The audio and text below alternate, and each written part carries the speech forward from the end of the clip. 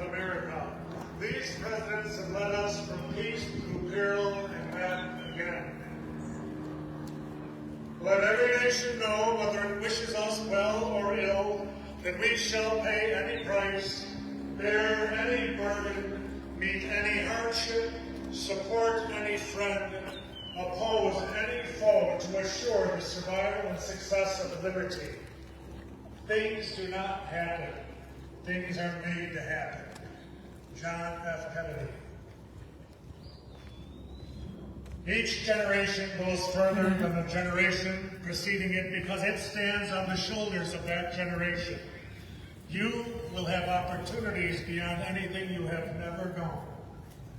Ronald Reagan. Old age is like anything else. To make a success of it, you've got to start young. Theodore Roosevelt. There's nothing I love as much as a good fight. Franklin Roosevelt. If you want total security, go to prison. There you're fed, clothed, given medical care, and so the only thing lacking is freedom. Dwight D. Eisenhower. It is not a trite saying to say that freedom isn't free. It's the most sound truth. Our veterans know this in a very special and intimate manner. The currency with which we pay for freedom is many and varied. Freedom is paid for with time away from home and hometowns. Freedom is families put on hold or perhaps an education delayed. Freedom is paid for with mental distress and post-traumatic stress syndrome. It is paid for with compromised health and disfigurement. Freedom is paid for with the subordination of one's own life and will to that of our country's needs.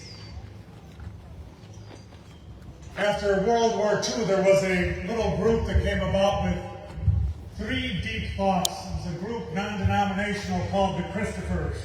And their three deep thoughts, if you're not familiar with them, are this. One, that each of us has a destiny or a specific mission in life that is particular to me. The second is that they believe in the ripple effect of positive action.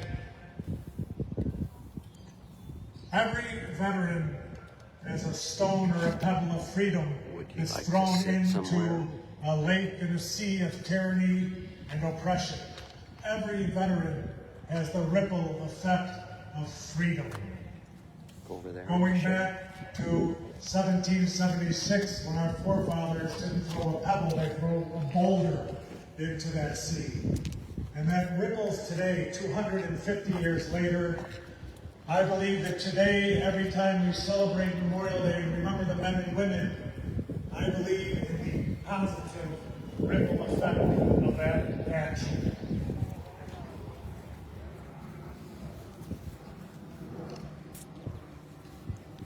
There is nothing wrong in this country that cannot be cured by what is right in America. Bill Clinton.